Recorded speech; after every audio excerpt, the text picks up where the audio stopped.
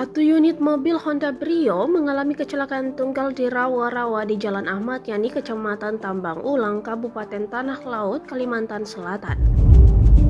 Akibat kejadian itu, 3 orang penumpang tewas di tempat kejadian karena tak mampu keluar dari mobil saat air mulai masuk kabin.